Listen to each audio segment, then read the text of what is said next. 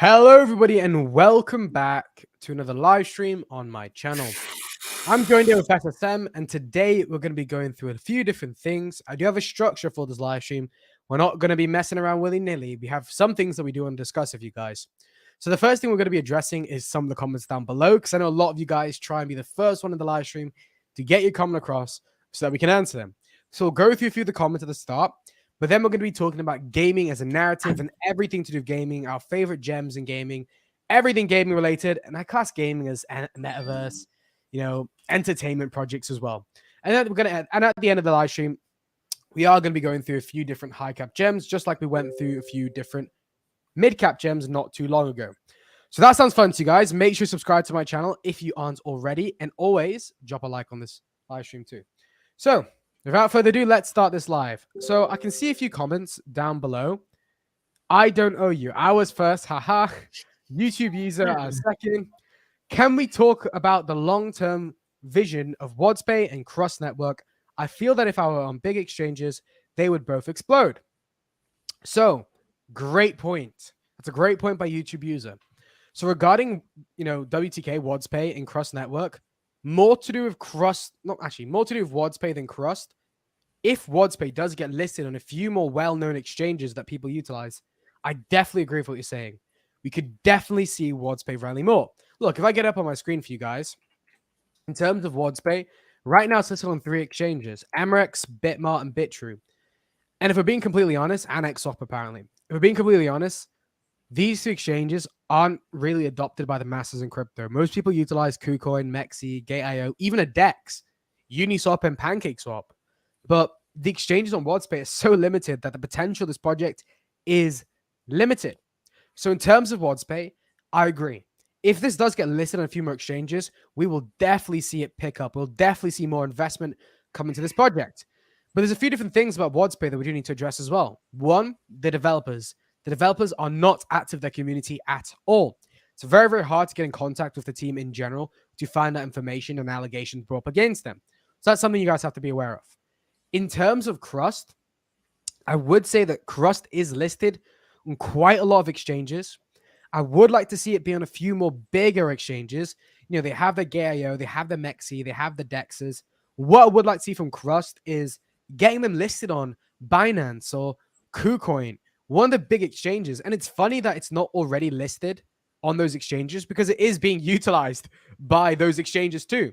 I do believe that Binance and a few other exchanges, big ones, are utilizing Cross Network system. So it's funny to see the fact that they're not listed on the website, yet they are being utilized by Crust. It's crazy in my opinion. What's your thoughts about this comment, SSM? Yeah, both Grace projects, I really like them, and the reason why I like them is because of the sector that they're tackling. I think WhatsApp is in the e-commerce section, and that's a narrative that I'm actually quite bullish on. So, this is something that has real world utility, and it's also adds utility to the entire crypto space. I would like to be able to use whatever crypto I'm holding to pay for goods and services because it's easier, it's faster, and it can easily be verified on the blockchain. So WhatsPay definitely is a great project, and something like this, seeing that WhatsPay is not on major exchanges, is kind of a double-edged sword because what it means is you are in way early. You're in earlier than so many other people. So the effort you put into getting a project like this, the effort you put into buying a project like this, it can actually pay off. It will pay you off a lot more than if it were easily accessible. So if you believe this project is great, you understand, and you are investing in it for the long term, you shouldn't be too upset about it not being on other exchanges. You shouldn't be upset about it not being on major exchanges because what it means is you are getting in very early, much more earlier than many others who don't want to put in the efforts to buy the project when you are going through all of this trouble. Trust me, I know people who don't even bother buying projects on KuCoin. It's either on Binance or they are not buying it. So a project not being listed on major exchanges, you can look at it as a sign that, okay, just merely being listed on Binance, merely being listed on KuCoin is going to go parabolic just from that news alone. You are going to see an easy 10x, and that's outside its utility. So the utility by itself, the narrative on its own, is also something that you can look forward to as being bullish. So as for cross network, yeah, I like the idea as well. I like the way they execute it. Decentralized storage, interoperable, using different chains, Binance chain, Ethereum, Cardano is built using Polkadot, and we all know Polkadot layer zero. It has a focus on interoperability. So I like the idea of decentralized storage. I also like the idea of interoperability, and cross network is combining these two. So even if it's not on a major exchange, I'm already bullish on that idea and I'm bullish on the project. So it not being on a major exchange is not too much of an issue to me because I'm investing in such projects long term. Yeah, that's a great take. I completely agree with what you're saying. Some people are kind of like fanboys in the crypto industry. They'll only ever utilize, let's say, Binance, or they'll only ever utilize KuCoin. So it would be great to see a diversification of markets. So let's have a look in some of the comments. If you have any comments as well, SSM, make sure to bring them up. So we can see here, I want to hear your thoughts on router protocol. So we'll have a quick look at router protocol. I did want to address some of the comments down below because typically we just go straight into things. But you know what? I'll be nice this time, guys. We'll adjust a few different comments. So, Router Protocol. Let's have a look at what this project is real quick. So, Router Chain is now live on DevNet, a secure, scalable, modular, composable framework for cross blockchain interoperability. So, is this an interoperability solution? Router V1 is a cross-chain protocol that enables fund transfers, asset swaps, cross-chain applications. So again, there's a lot of interoperability solutions. For example, Quant is a major high cap. So what I would say is, what is the unique selling point behind this project? Yeah, So I've seen this project before, and I think I used it in the past in the last bull run. It's kind of acts like an aggregator, without the headache of using of being stuck on one blockchain. It allows you to swap assets on different blockchain, and people who hold the token get lesser fees, and there's this you know staking option and stuff like that. So there are so many of these right now. There are so many of these projects right now. They are good. They do what they set out to do, but I don't know about it as an investment because the crypto as it is, there are so many projects. It's saturated right now with many projects like Router. What I think Router is one of the leading projects when it comes to that. So I don't know. There are so many options out there right now for this. yeah, I completely agree with what you're saying. There's a lot of different interoperability solutions right now. We don't necessarily know what's the best one. Well, what we can say is, how do they differ from the high cap gem alternatives? If there really isn't a main unique selling point, then I don't see it being adopted because there is better solutions out there. So, my friend, if you want to look further into this project, you need to ask yourself, how does this project differ from high cap alternatives? So, guys, we're going to be going straight into why we started this live stream in itself. There's a few different things we want to discuss. One of the main ones is gaming, because I know a lot of you guys are into your gaming projects. You have so many different gaming ones. We want to discuss what the best gaming projects is, what actually is blockchain gaming, because a lot of people don't understand, and why we believe it's needed or potentially not needed. Do we believe it's hype, or do we believe there's real utility behind it? So we are going to be discussing those major points today. So I do have a list of a few gaming low caps that we are going to look at in a moment. You can see right here, guys. But firstly, I'm going to ask you a question, SSM. You can ask me the same question straight after. What actually is Web3 gaming from your perspective? And why do we need, let's keep it one question. What actually is Web3 gaming? Okay, so Web3 gaming, the simplest way you can look at it is gaming on the blockchain. So, is gaming on in a more decentralized manner where users have more control and more control of assets, more ownership of assets, is more verifiable data, and it's also that control also means you don't get banned. Your account is not at the mercy of centralized entities. So user information and being controlled completely, when you're gaming, especially if you're in this competitive space like Call of Duty tournaments and the like, you have to log into their servers on their platforms. You have to sign in, use your accounts, and then you compete and play with others. So if you carry that over and put it on the blockchain, that's when it becomes Web3. You use your wallet, you use your MetaMask wallet, or some other kind of wallet account, instead of server, a user information that you registered with a centralized entity. So I think that's what Web3 gaming is. Porting over gaming projects. It can be any kind of gaming project, but on the blockchain. So there's more security, more control of your assets, and it's more provable that you're the owner of whatever account you're using.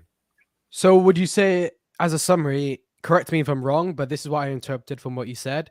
The main idea is the transition from centralized, let's just call it industry, towards a more decentralized industry where you actually have true ownership over your Yes. data and true ownership over your, let's just say, funds that you allocate in the game. Yes, exactly. That's what I mean. You have more control over everything. Yeah, I completely agree. But I think another question we need to ask ourselves is this needed? Does the gaming industry need the blockchain in terms of the move from centralization to decentralization? Is it actually a needed front, or is it just hype and it's just all, at the end of the day, jargon? What would you say? Yeah, that's a very good question, because there are cases where we've got unjust banning of accounts, or we've also got hacks. So those are, from the off the bat, those are two reasons already. The blockchain is more secure than servers. There are people who get their accounts hacked, and people take, there are some of these items, extremely valuable items in the games, your stats that you've leveled up for a very long time, and it gets stolen by the hackers. So this is where NFTs come in. NFTs, non-fungible token, they are tied to this account, and these accounts can never be accessed unless you lose your seed phrases. So that security, I believe, is needed, especially in competitive gaming, where there's a lot of money involved, where players have put in thousands of hours leveling up their character. You don't want to see that kind of growth, that kind of grind being lost because somebody was able to hack your accounts, or somebody was able to even guess your password. So yeah, that's one example. Then another reason why I believe blockchain gaming is good is the earning potential. This way to deal with, I don't know how it works in Europe and the right likes, or in other competitive gaming, but I really think blockchain gaming give a lot of earning potential. When just from leveling up your characters by yourself, you can decide to sell off your in-game assets as an NFTs without issue. There are also staking options, and you can also put competitive gaming. So everything that makes gaming good on Web3, you can easily port it over to Web.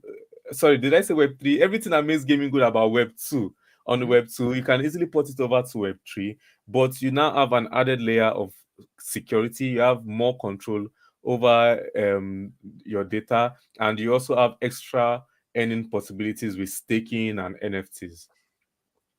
Yeah, that's a great take. And I completely agree with some of the things you said.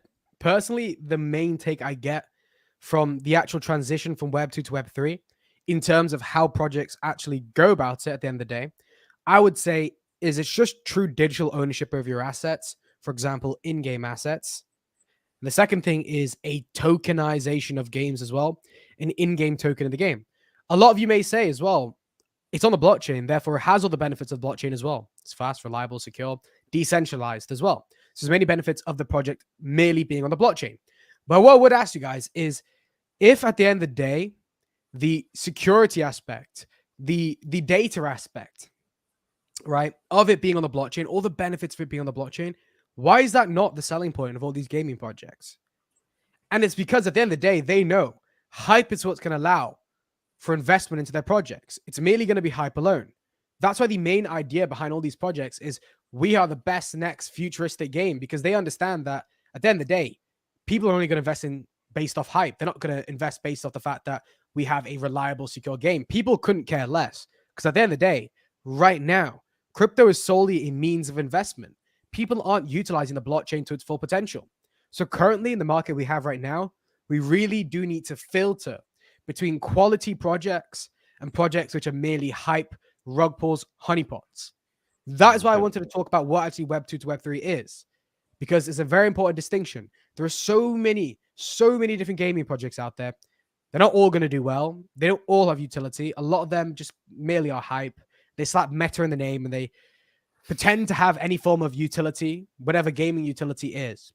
But anyways, guys, let's get into some of the tokens we're going to be talking about. So let's get this up here. So I created a list of gaming low caps. Guys, I know more gaming low caps than this. This is just a few of them. So don't bite my neck, anyone in the chat, that your favorite, gem isn't on this list. But I did just want to talk about some of these today because I think a lot of these have potential. So why don't we work our way from the top down? So on this list, I know it's called low cap, but I had to add in Gala Games. So in terms of the gaming industry, right now, I would say the most desirable one is Gala Games. And the reason is they're not playing on this idea of NFTs and the metaverse.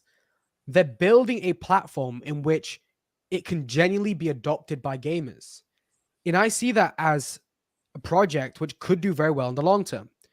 If we're talking about short term, I know a lot of these metaverse projects, MetaFighter, MetaFluence, all these metaverse projects, a lot of them could pump. They're low in liquidity, low market cap. They could rally. But if we're talking about long-term adoption of crypto, not merely a means of investment, I think a project like Gala Games could last long-term. There's several reasons why I believe that's the case. One of them is if we do look within the gaming industry, Gala Games are not creating silly metaverse games. They're not creating Realm and Sandbox. They're just creating games that gamers would already play. And the reason I say that is because, again, the main selling point behind Gala isn't NFTs and future, blah, blah, blah, blah. It's just games that are built on the blockchain, meaning they have those benefits of the blockchain. Because at the end of the day, that is the main transition between Web 2 to Web 3. It's the fact that it's on the blockchain. It's the fact that it's decentralized. It's the fact that there are so many benefits of the blockchain. And Gala Games, in my opinion, are really leading on that front.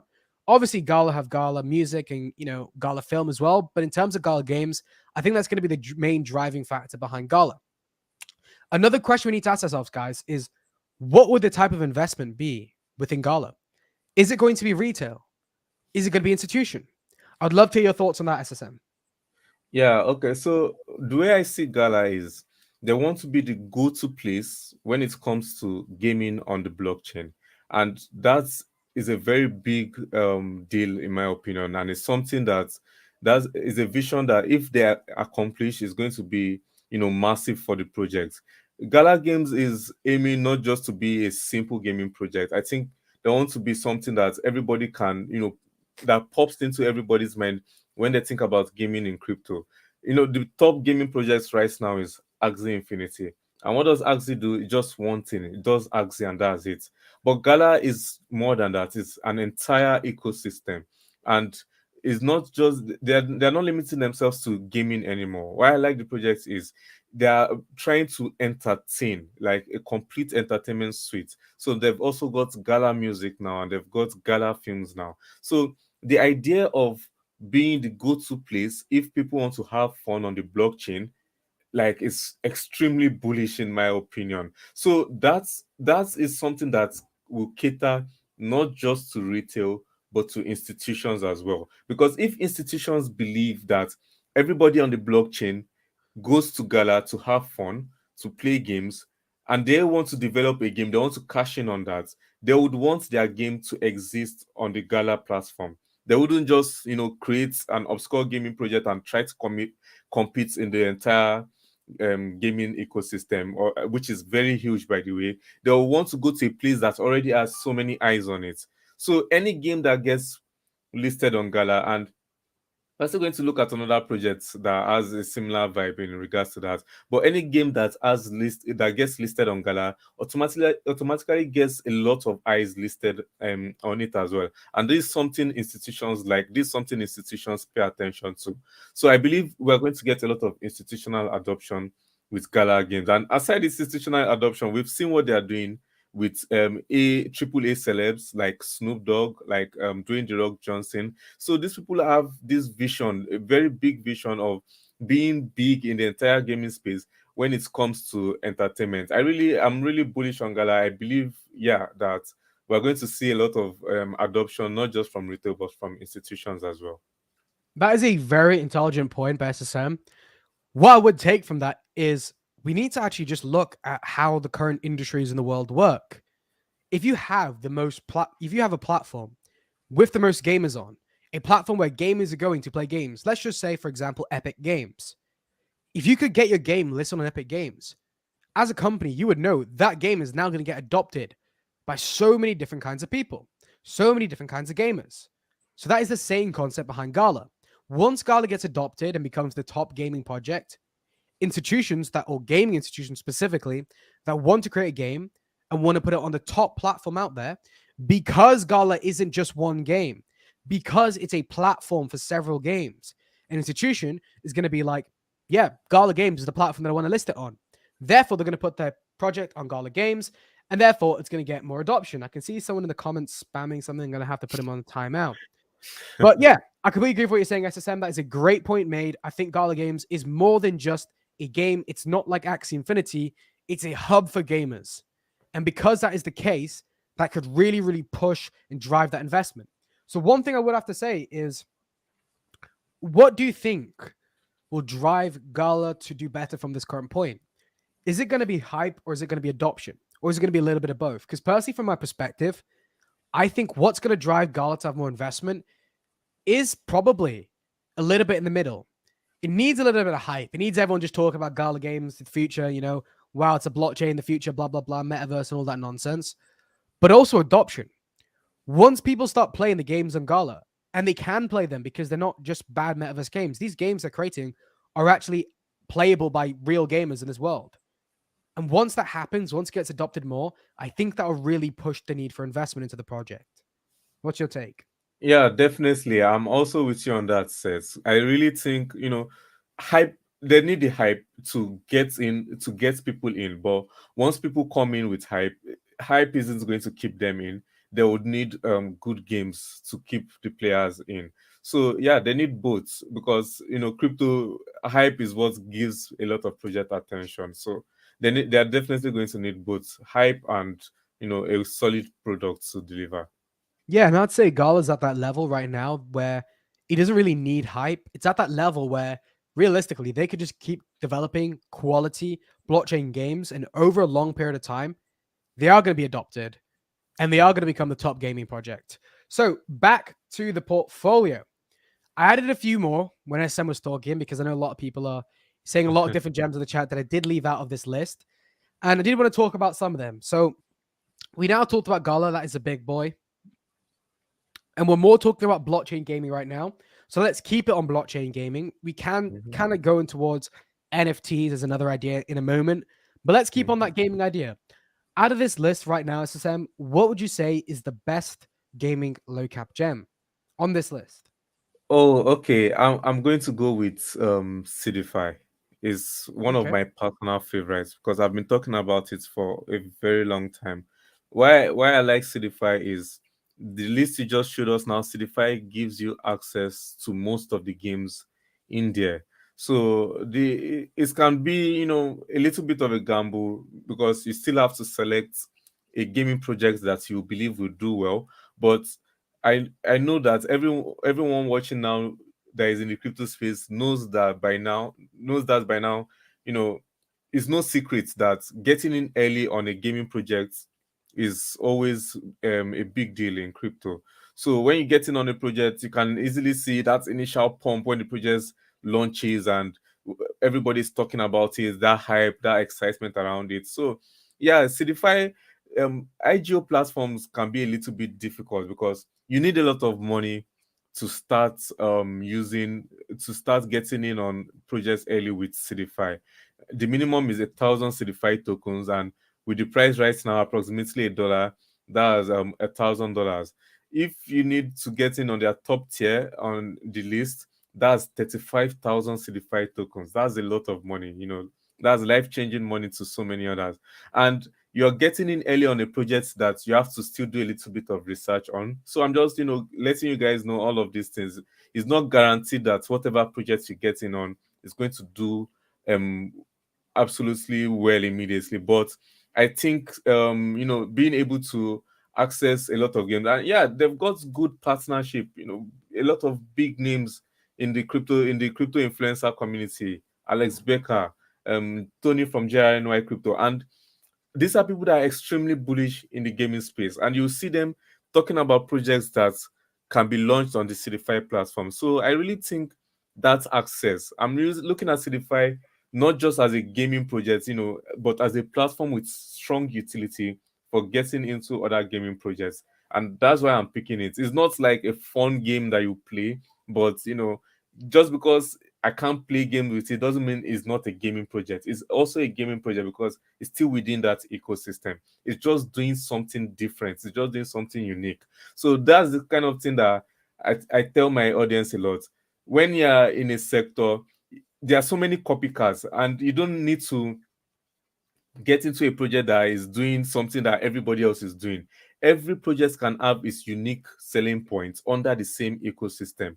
If metaverse games are trending, if first person shooter games are trending, it doesn't mean that the you have to buy only first person shooter games. What if you buy a project that makes first person shooters more interactive? What if you buy a game that makes first person shooter, more fun? So you just have to look at it. You have to look at different projects from how they approach the market. So Cdfi is approaching the market in a different aspect, from the IGO route, and that's why I'm picking this for my favorite gaming project on that list. So I have a few questions I want to ask. How sustainable do you think CDFI is? Because currently we are in the infancy of blockchains and blockchain gaming. So right now, a launch pad platform is needed to launch those different projects on. But would you say like 5 years, 10 years down the line, a project like CDFI would still be needed? Oh, okay. That's a very good question. I think CDFI would have to evolve. They would have to adapt because just even from the get go, right now it's still, especially if you look at their minimum tier, 1,000 CDFI token, it's still accessible to many others. But it will get to a point where there wouldn't be that useful to newcomers. So they would have to they will have to adopt another strategy. So my idea with CDFI is just for up to a certain level. Maybe I'm thinking it can peak around maybe $10 or so, because that's where a lot of people can actually get in, and those who get in early can enjoy that ride for a while longer. Same with staking. The more people come in, the more the staking reward drops. So CDFI is more of like a ship that once it sails, it's all about getting in early into a project like this at this point. So yeah, that's a very good point, Seth, and a very good question. I think yeah, it's going to have limited use, but right now, based on how the market is and based on its potential for the foreseeable future, maybe for like 3 to 5 years, I think Certify is going to be very relevant. Yeah, I agree with you. Maybe for the next Borum, we're going to see this project do well. The problem I see is, you know, once the price increases, once more people invest, the minimum tier is going to be so expensive that Super it's not going to expensive. allow for adoption of this project. I see CDFI as more of a means of investment rather than a project which has long-term utility in the gaming industry unless they evolve. However, Yeah. that does not mean in any way, shape, or form that this is not a good investment. It's performing well. It has performed well. Therefore, most likely, if they keep it up, it will perform well again. Great project, a great pick from SSM. So let me say my favorite pick on this list. So out of these projects here, in the low cap gem sector, guys, in terms of the gaming industry, I personally believe if you're going to keep it strictly gaming, we're not going to NFTs, we're not going to gambling, let's keep it just strictly gaming. I am going to say Nakamoto Games. And this brings me back to that idea of Gala Games. So imagine if Gala wasn't just, imagine if Gala Games, not Gala Games, sorry. Imagine if Gala was merely Gala Games. It wasn't Gala Music, it wasn't Gala Film. That's kind of like Nakamoto Games, in my opinion. It's more of a browser-based game. However, it's the same concept. Nakamoto Games has about 150 plus games. So those people that get bored of games, those kids of ADHD, right? They're not going to be able to get bored of games because Nakamoto caters to gamers. It's not like Axie Infinity. Look, guys, Axie Infinity is more of a means of investment. If we're talking about gaming projects, which will do well long term, not merely in the next bull run, I'm talking about 5-10 years down the line, I believe a platform like Nakamoto Games has the potential. And it's due to that variety of games. If you have a look, so many different categories: sports, right? Action, shooting, NFT, others, there's many, many more types of games because this will allow for the most adoption of gamers. This brings me back to that same point about Nakamoto. What is going to drive the investment of Nakamoto Games? Will it be adoption or hype? What is it going to be? And I think for gaming projects, it is always somewhere in the middle, but it tilts a little bit more towards hype. And the reason I say tilts a little bit more towards hype is because most gaming projects out there don't have a working product. However, that is not the case on Nakamoto. Nakamoto, I would say, tilts more towards adoption because there is games, because they're risking their reputation on the line by having loads of different games on there. If these games are unplayable, if these games are bad, people probably wouldn't invest into this project. However, the games on Nakamoto are playable and adopted by gamers. Therefore, I can see adoption being the most driving factor for investment. Once we see most people play the games on Nakamoto Games, I think we're going to see the project do well. As well, what I do want to say, guys, is Nakamoto Games are bringing out a mobile app very, very soon. And I think once this mobile app comes out, we are going to see Nakamoto rally again. As you guys already know, you avid watchers on my channel, I'm up big on Nakamoto. I got into this project all the way down here. I told everyone about this project back in the day, and we've seen it go absolutely parabolic since that point, up about 4x your money, around there. I still think there is more room for growth for Nakamoto. In no way is it done. This project is sitting at $20 million in market cap. How could you be too late to get into Nakamoto? And the reason I bring this point about about the mobile app is because of one aspect of Nakamoto I really think sells it more than anything else. And that aspect is kind of that gambling aspect. So what you can do on Nakamoto Games is I can play one of you guys in the chat. Let's say it's 8-ball pool. I can play against you in 8-ball pool. We can both bet $100, $200, and the winner gets the whole prize pool. I can see people liking this idea of gambling, getting addicted, and probably playing it.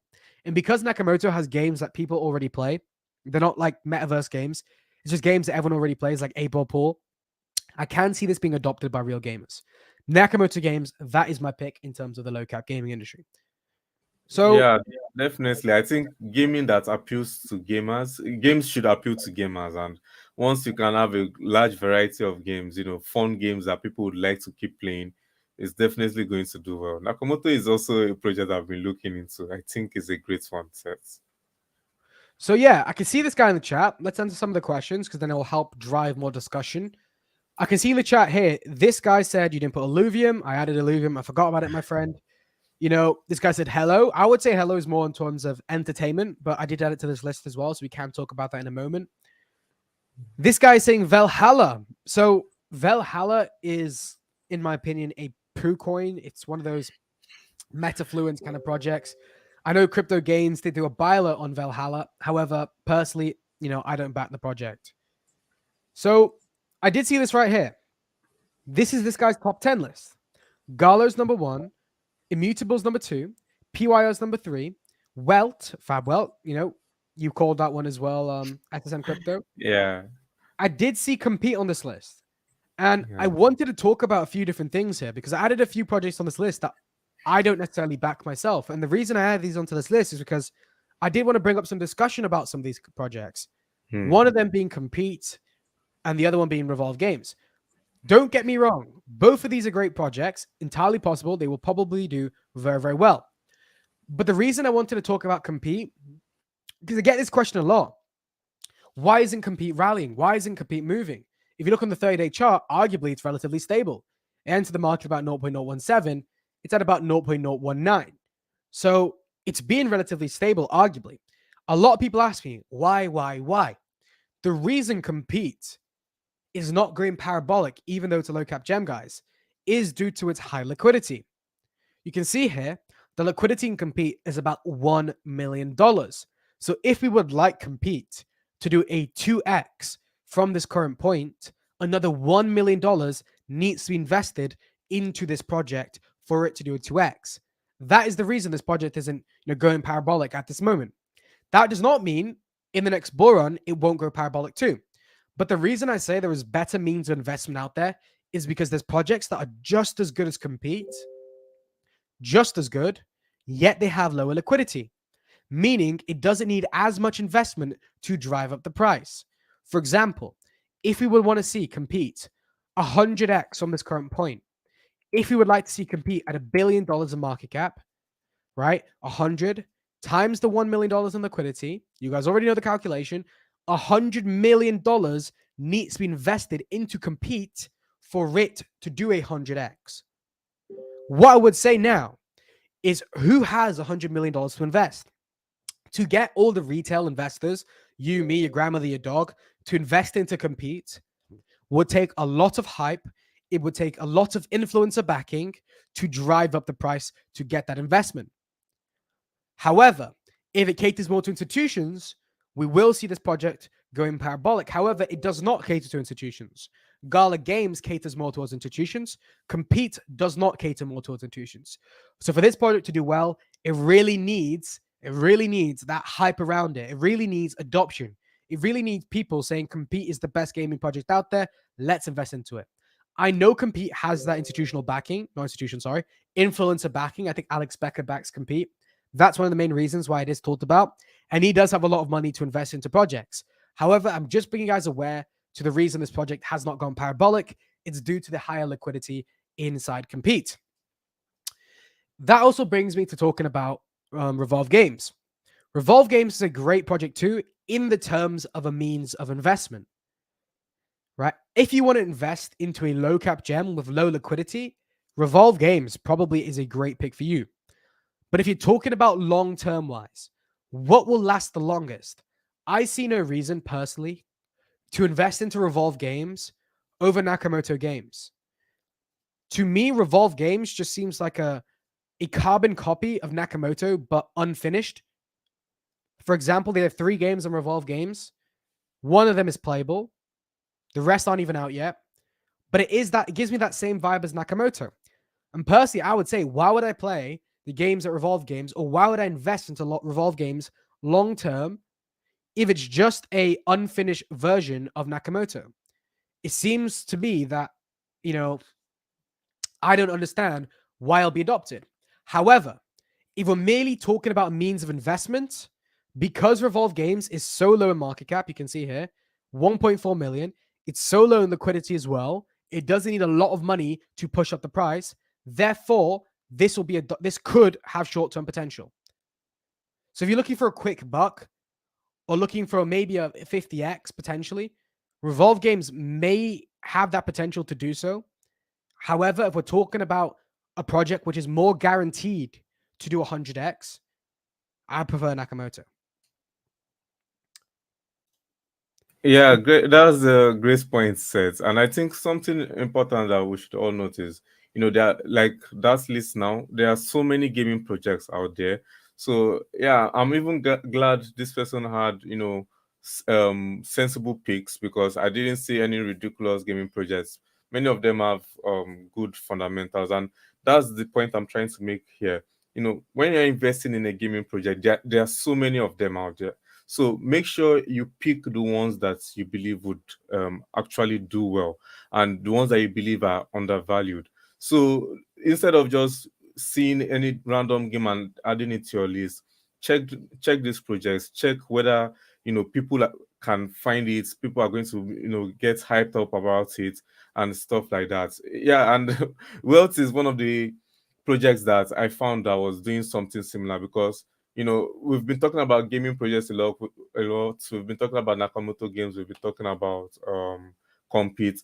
I think Wealth also is trying to become its own platform. They are trying to add this cross chain gaming and bringing over popular games from Web 2 down to Web 3. So in addition to that, I really, really see so much potential for Fab Wealth to go very high, because they have got this very strong community. And even though community is not my favorite point when it comes to investing in a crypto project, it's also an important point nonetheless. So I think Fabwelt has that strong and passionate community that can, let people know. And once you have a community, there should also have the products to back it. And I think Fabwelt has that. They've got a very good looking game, and they've got an active development team. So, yeah, when you're looking for a project, look for projects like that. Look for projects that have something that they can show, something that will appeal to gamers. Not just something that you're buying is because you believe it will go to the moon, or investing in projects that don't have a product yet. So look for projects that have several ideas. We have several criteria. Look at the barrier to entry. Look at whether they have variety. Look at whether it's going to be easily adopted. Is it catering to institutions or retail? So those are some of the factors you should look at when you are picking a gaming project. The point I'm making here is this: there are many gaming projects out there. Just make sure you do a good amount of research, do your due diligence to pick the right ones. Completely agree with what you're saying. Great points made by SSM. And as always, guys, make sure you subscribe to SSM's channel if you have not already. I highly recommend check him out. He's an intelligent man. He knows what he's talking about. He's made many great calls. As well, Fabwell is up 50% today, guys. So you put $1,000 into Fabwell, you'd have about $500 made from that already. Yeah. 1.5K. Great gains. So I can see this guy saying this. Important point, distinction between trading and investing. I completely agree. I use short-term investing as kind of an idea behind trading, but I completely agree with what you're saying. But the problem is, most people don't know when to take profits, and that is why most people have lost money trading. What is it, like 83% of people lose money while trading? Because most people don't know the best exit and entry strategies. So that is why I would say recommend. So I would recommend guys join my Patreon. I do have tiers on my Patreon that has buy and sell alerts. So those of you who want some form of guidance, obviously not financial advice, the Patreon may be the best place for you guys if you'd like to make money. As always, guys, check out my Patreon. But also, those of you, go check out SSM's Patreon too. We have completely different Patreons. My Patreon is not the same as SSM's. SSM's Patreon is not the same as Crypto Archie's. None of us have the same Patreon. We're not the same group in that aspect. We all have our own individual channels with individual services. So I highly recommend you check out all of our different Patreons and channels. So I think that's enough about gaming. What I do want to do is go through these gaming projects and just give you guys my seal of approval over projects I think is fine. I'll do it, and then SSM will do it as well. So, Immutable X, great project. I think it has potential and it has its use case. However, as an investment for the next bull run, personally, I'm going to say no. Gala, of course, Gala has my seal of approval. Illuvium, I classify that the same as Immutable X. So, no. I would say out of this list, Gala, Nakamoto, maybe D-Race are great investments in terms of more security. If you'd like more higher risk plays, low cap gems, I would say Altura, Revolve Games, and Fabwelt. So to reiterate that, Gala as your mid cap. As your low mid cap gem, I would say Nakamoto Games and potentially D-Race and Altura as well. In terms of a micro cap gem, low cap gem, high risk, high reward, I would say Fabwelt or Revolve Games. That's my picks. What would you say, SSM? Yeah, from that list, the projects that I like from them, I actually like Immutable X, but I've not really delved deep into it. I think they make all of the NFTs easier to get into, unlike OpenSea. But I can't give it my approval because I have not really looked deeper into it. But for me, real quick, Gala, Illuvium, Sidify, D-Race. D-Race is a really good one, especially if you're into gambling. I like the way they execute it, and the fact that it's going to be on mobile means it's going to have more reach and it's going to be more accessible. Nakamoto Games, love that. Altura, if am I a gaming guy? Because I like every other I like everything down from D-Race downwards. I like all of those projects. D-Race, Nakamoto, Altura, Revolve, Fabwelt, and Defina Finance. I did have an issue with Revolve Games, is because I think Revolve is just the only thing that can make Revolve good is if the games are actually fun. I think they're a little bit very limited because they just have 3 games and one is working. The rest are just trailers, but they do have good graphics and interesting looking trailers. However, the point with Revolve games is, are you going to is it going to be fun? Is it going to drive in, more people into the space to play it? Because they are working on a very thin line there. Having just one game for people to check out is a very risky move. But like you said, it's high risk, high reward for Revolve games. Yeah, great points. Some great projects there. We kind of agree. We have some differences, but I completely agree. I trust SSM's judgment. So any project he says, I'm sure will do well too. So let's have a look in the comments, and then we are going to move on to high caps because I know a lot of people are here for the high caps too. So in the comments, I can see a few different things. I did see one that I did want to touch upon. I can't find it now because there's so many comments down below. But I did see someone talking about QuantStamp. And I do want to address QuantStamp because I was so close to setting out a buy alert for this project, right? Because it seemed like it had so much potential. But what I would say regarding QuantStamp is we need to look at a few different things. One, if you have a look at the max chart, you can see it's been around since 2018, but that is the only time on launch that it did do well. Only on launch, hasn't performed since then, which is not a bullish signal at all. That is not good at all. There's going to be reasons for that. As well, the token doesn't really have any utility to the project. The project is a team which aims to perform audits. They don't actually need the token. They don't actually need, I don't even think they need the blockchain either, right? So that is what I would say regarding QuantStamp, but it does seem like a great project. I love what the team aim to do. However, in terms of a means of investment, I don't believe it's the best way to go about it. However, the liquidity is so low in this project, any form of investment pushes up the price. So let's move on to high caps now, and then we're going to wrap it up, SM. All right. Unless there's anything you want to talk about. If you want No, to no, no. I'm good. I'm good. Let's look at the high caps. Okay. So I see this comment here before we go on to the high caps. CLS cold stack. The thing regarding cold stack is the circulating supply seems to be 3% or 1%. I can't remember, which is very, very low. However, the project idea seems great. It seems phenomenal, right? But apart from that, tokenomics are very important. So, it's 50-50. You can take the risk of investing into the project. However, because of the bad tokenomics, I think there's not going to be that much investment into the project. Yeah, I've been seeing cold stack too. Being a lot of people have been telling me to look into it, and I don't think the tokenomics are attractive. You guys need to be very careful because once they release a lot of tokens, you're going to lose value. Your coins can become worthless in your hands, and you end up holding a worthless bag. So I'm not saying the project is bad. I just tend to quickly avoid projects like that. Yeah, so let's get on to the high caps. But to quickly answer this question, GLQ is a great project. So, okay. In terms of high caps, SSM, a lot of people want to know what is the best high caps to invest into for the next bull run. Will it be ISO compliant tokens? Will it be not ISO compliant tokens? What is your favorite pick? Is it supply chain? Is it interoperability? If you had to give me one project, which actually, you know what? Let's say,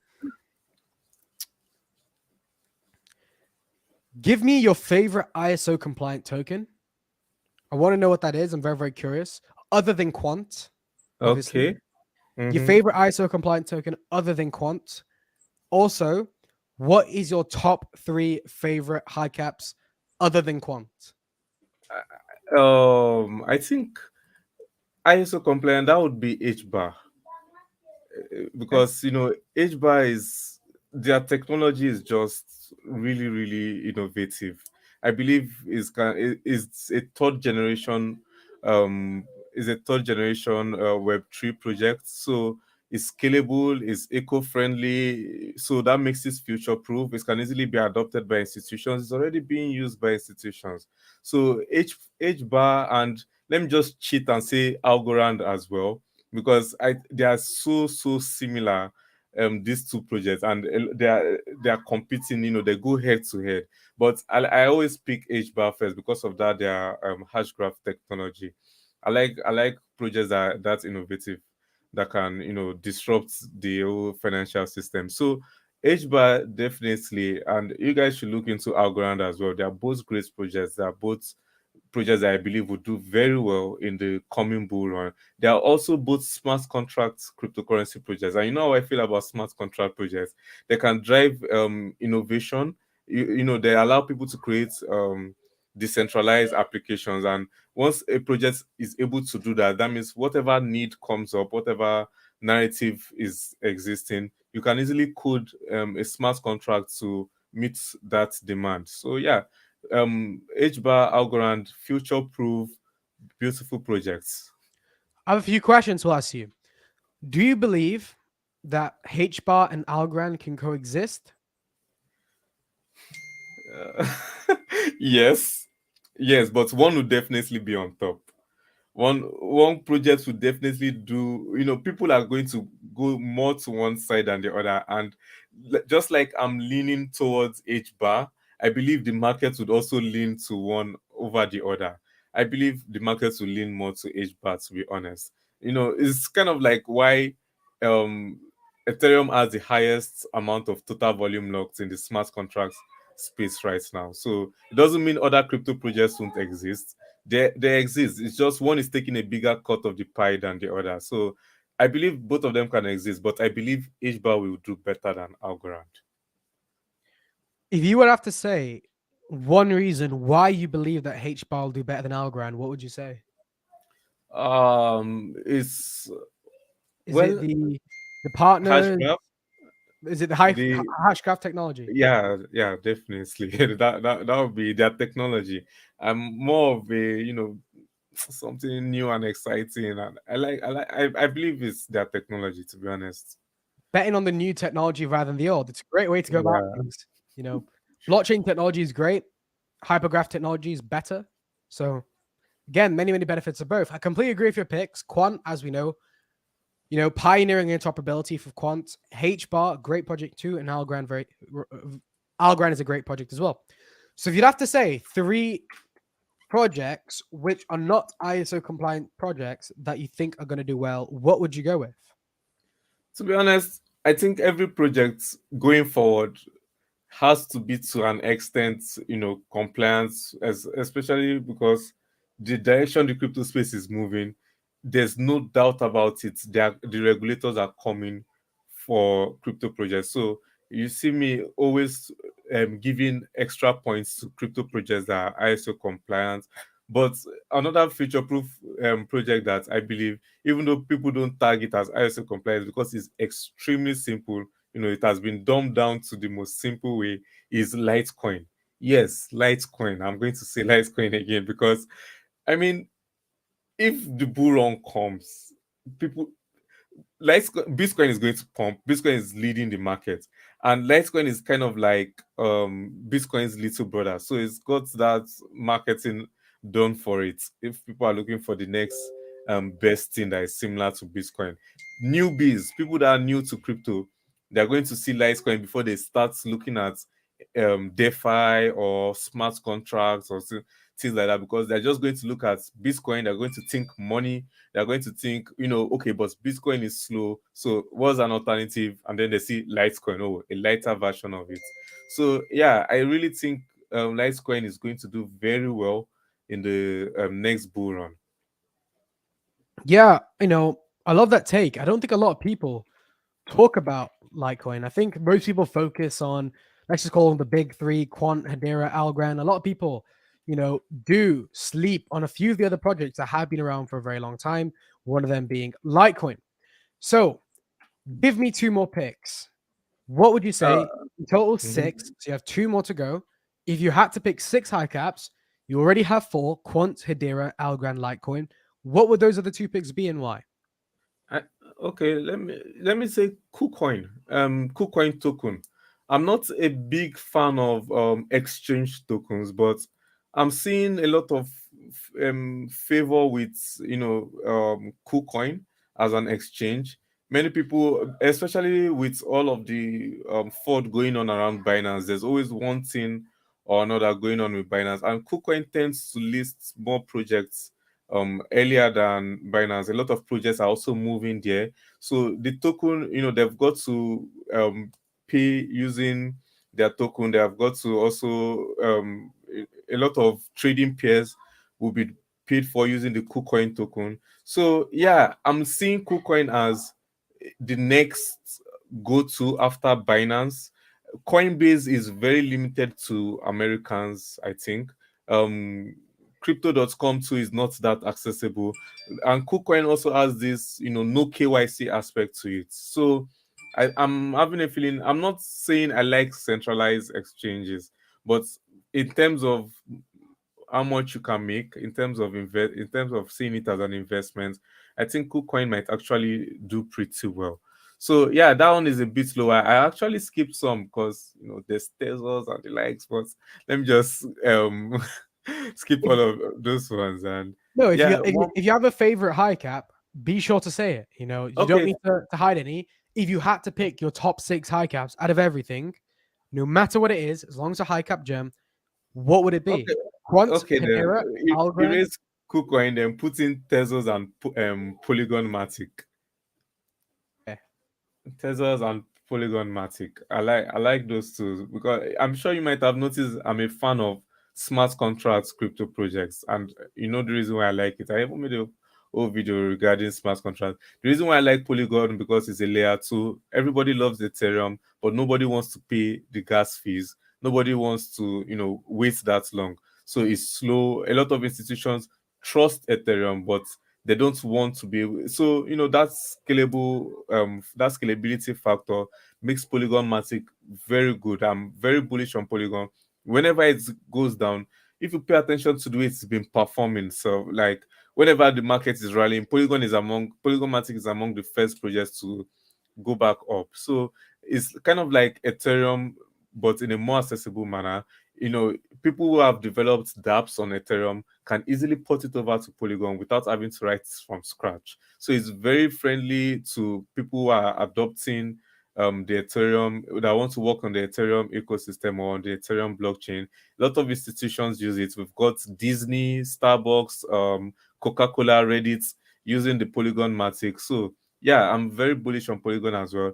I love Tezos because it allows upgrade without going through hard forks. It does this that ability to evolve and adapt that I was talking about is in Tezos, and it's got liquid staking, which I believe is a big deal. Ethereum isn't done with the upgrade yet. I think they're done like 55% or so because a lot of people still have their tokens, their coins locked. So being able to stake without worrying about um its locking while benefiting from staking is a big deal. I think it should be a bigger deal in the crypto space. So Tezos allows liquid staking, and it has a very powerful form of governance where every single holder of the Tezos token can influence the direction of the entire project. So it's extremely decentralized. And that's what cryptocurrencies should actually be about. So there's holding just like 8,000 Tezos token allows you to do this baking to be able to influence decisions on the blockchain. So yeah, I'm very bullish on Tezos as well. I believe it's way undervalued for what it's doing, for how it's able to achieve it. They also faced a lawsuit and won. So that shows how strong it is in terms of regulators coming for it. So yeah, those are the projects I'll pick. So, would you say, I have a few questions to ask. Would you say that you believe Ethereum is going to be around for a very, very long time? And would you say that's one of the main reasons you back Polygon? Or would you say even if Ethereum wouldn't be around, you believe that Polygon would still do well? Yeah, I believe Ethereum has the first mover advantage, just like Bitcoin. I mean, we can all argue that what Bitcoin is doing, acting as a store of value, people say, oh, it's mathematically proven that there can be no more than 21 million Bitcoins. I can say the exact same thing for Litecoin. So, why are people invested in Bitcoin? Sorry, why are people invested in Bitcoin instead of Litecoin? It's got that first mover advantage. It's is able to move the markets because of this. I'm saying the same thing with Ethereum. Ethereum has the first mover advantage when it comes to smart contract cryptocurrency projects when it comes to EVMs. So that decentralized computer, that decentralized computing is going to be with Ethereum. People are not just going to move over to faster blockchains. People are not just going to move over to cheaper blockchains. They're just going to stick with the first mover because it has been tested and trusted. That track record is extremely important in crypto projects. If you're bullish on Phantom, there can just be an issue, or Solana, for example. Look at what happened to Solana. People were saying, oh, it's extremely fast, it's faster than Ethereum, but there's no security, they've faced their downtime and all of that. So projects like Ethereum have that assurance, that peace of mind that investors want, and that's what will bring investors into the projects, into the crypto space. That's why I also believe Polygon Matic is going to be relevant, because as much as people love Ethereum, the gas fees aren't attractive, and the transaction speeds are just going to put a lot of people off. So how do you benefit from Ethereum without using Ethereum? That's layer 2 solutions, and that's why I believe Polygon Matic is very relevant. And yeah, Ethereum is going to be here for a very long time. I don't think it's going to get replaced anytime soon. No. So you would say the historical reliability of Ethereum, the comfortability of, ease of use of Ethereum, and the sheer adoption of Ethereum is a good enough reason why you believe Ethereum would last. And therefore, for Ethereum to be utilized to its maximum potential, we do need other solutions such as Polygon Matic. And therefore, Polygon Matic is a good investment. Definitely, yeah. Too many dApps built on Ethereum. It just can't go away. I completely agree with what you're saying. Great points made. So, a few comments we're going to address before I get onto my top 6 list. So let's go through some of these comments down below. So many plays, yes, many will pump, but choose ones that pump for a reason. Litecoin riding on the same story. It has only fallen and is owned by a few wallets. What would you say to that, SSM? I don't think Litecoin is being held by just a few wallets, because I was looking into the holders the other day, and I think, like the top 100 wallets combined are less than like 30%. And, and most of them will be on exchanges and the likes. Litecoin is very similar to Bitcoin in that there's no more centralized figurehead with it. You could argue that Charlie Lee, the creator, is centralized, but we all know, was it in 2017? He sold his bag completely. In fact, to this day, that's affecting the Litecoin narrative. So Litecoin is, I'm seeing, when institutions come for a lot of projects, they've made it clear they can't come for Bitcoin.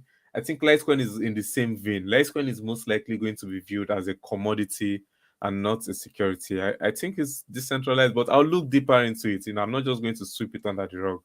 I'm going to look into how much decentralized it is. But I really think Litecoin is safe in terms of, its decentralized narrative.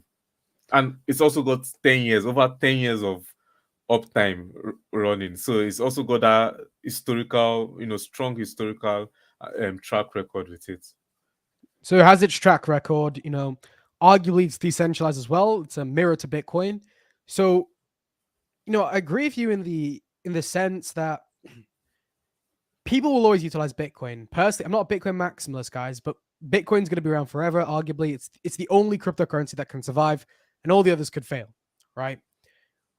But I could argue the same point regarding Litecoin if we deem Litecoin as a commodity and not a security. However, this is a thought-provoking conversation. Let's move on. We're not going to philosophize of loads of different projects today. So I'll address one more comment and then we'll get on to my pick. So top 6 to hold or to trade. So we are long-term traders, long-term investors, sorry. So when I say these are my top 6 picks, this personally, SM will answer as well. From my perspective, I'm talking about holding long-term till the next bull run. After the next bull run, we can reconvene and we can discuss the best projects that we think are going to do well next bull run. But I am merely suggesting towards the next bull run, and as well based off my opinions in terms of what will be adopted and help blockchain and crypto grow as a whole. So that's how I look at my top 6 picks. How would you say you go about yours, SSM? Is it the same as me, long-term investing? Yeah, long term, definitely. I mean, like these are all high caps, so I'm not sure what you can do with it in the short term. 5%? No, when I'm investing in projects like this, is definitely for the next bull run. Okay, I see a lot of people talking about Cross down below. It's funny because I was arguably one of the first people to even talk about Cross Network. It was one of those projects that I called back in the day. I said it would be big, and guess what happened? I'm up about a 4x from that current point. Great project. I believe it's going to do very well. But look, guys, let's get on to my top 6 pick. What do I believe is going to do well? Personally, a long-term investor, my view. Let's get this up. So mine may not differ to SM's as much as you think. Obviously, we're going to have a few differences in there, a few projects we may believe is going to do well. I'm going to steal these top 3 here. Actually, top 4. Oh, let's not take them away. I'm going to steal these top 4. Quant interoperability solution, we already know. HBAR, Algorand, great. Polygon in terms of its scaling solution for Ethereum, I think that's always going to be needed, at least right now in the next few years, it will. In terms of other picks, other than these top 4, projects that I'm going to go with, I don't want to sell out too much. I could fill this up with XLM. I could go completely ISO compliant. But for the purposes of this video, I'm not going to do that. A project which I believe could do well as a high cap gem, I'm going to have to slot in VeChain. I think merely because VeChain solves a real problem. The supply chain industry has many, many problems, and VeChain arguably is that top dog in the supply chain industry that will negate all those effects or all those problems. So I think this project is needed. It has real world utility. I don't think regulation can really come for VeChain as it can for a lot of other projects which deal with more finance related, let's say, services. So I think VeChain is a safe bet. Think it will do well long term. So in terms of another pick, that is a high cap. This is a very hard question to answer, SSM. What project do I think is going to do well? And it all depends on what you classify as a high cap gem as well. When I talk about high cap gems, I'm suggesting projects that are $1 billion in market cap and above. I'm not talking about, the likes of Galo or the likes of IOTA. I'm talking about high cap gems only. So in terms of high caps, I can't decide. I'm going to have to go with Chainlink, guys. I think Chainlink has a lot of use case. I understand that I have Quant on this list, and it may be a little bit weird to have Quant. Arguably, it may be a little bit weird to have Quant and Chainlink on the same list because that is kind of a battle. People are like Quant versus Chainlink. Which one's better? Which one would be the most adopted? But I still think duopolies can exist. I don't think there's going to be one overarching better project, let's just say. I think two can coexist. They don't do exactly the same thing. For example, Quant isn't even a blockchain, right? It's more of a good way to put it. It's an operating system pioneering interoperability. It's a good way to look at it. There's different layers of Quant which aim to do loads of different things. For example, one of the layers collects all the DLTs together, and the other layer helps you build decentralized applications upon those DLTs, upon those blockchains. And that's a little bit different to Chainlink. They operate differently. So in terms of projects where I think are going to do well, I think this is a safe bet. I personally think you can't go wrong if you invest into any of these high cap gems. Obviously not financial advice. Maybe a little bit boring, right? I don't have Tezos on there for that, future-proof aspect. However, I think this list here is quite solid, and I think you can't go wrong with this project. I see someone in the chat saying Near. I wouldn't say Near Protocol is a high cap gem. I put that more as a mid cap gem, but again, Near Protocol, great project. I think has potential too, and will do very, very well as well. So this is my pick. This is SSM's pick. For those of you that are on the Patreon, I will be releasing this if you guys would like. As always, the Patrons always get all the benefits. So yeah, but this is the high caps, guys. We are going to be wrapping up very, very soon. So let's address some of the comments down below, and then we can wrap this up. Okay, so hey guys, what are you thinking of Veracity? Thank you very much for info. Really appreciate it. No worries. What would you say about Veracity? Yeah, I think it allows you to get monetized for all of your contents, more of an advertising kind of niche on the blockchain. So I looked into it shortly. The only issue I had with it, I like the idea of Veracity. I think they're tackling a very unique niche, and That's a very big deal in my opinion in crypto. Whenever a project is trying to do something different from all the others, so you know, it has more to do with the advertisement sector, and I heard that they want to start implementing AI and the likes. The only issue I had with Veracity was the tokenomics. I think it has just 15% in circulation, or was it 30%? So I feel like Wow. they can do something to improve that. I think it's less. Am I right I about think it's, that? I think it's less than 10%. 10%. Less Yeah, than for 10%. a high cap, and I think it's a mid cap, not a high cap. Sorry, Yeah, mid cap. for a mid cap project, the circulating supply is just too low.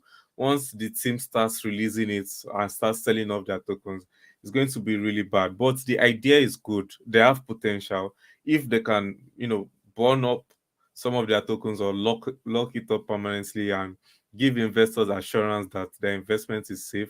It can be worth looking into. I've actually looked into it several times, but each time I'm like, oh, why is Veracity on my list? And I'll be like, it's a good project. Then I see the tokenomics and I'm like, oh, that's why.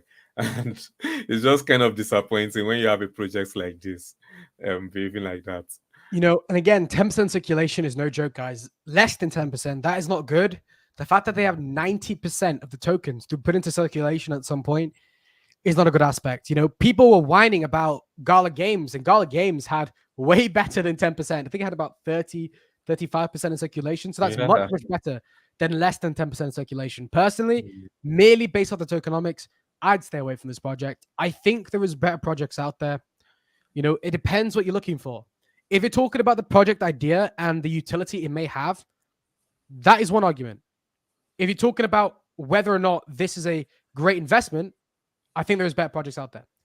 But guys, we are going to be wrapping up here. I am going to be going now. So again, guys, thank you all for being in this live stream. I do have to go now, guys, and I will be out. I'll see you guys later. Thank Goodbye.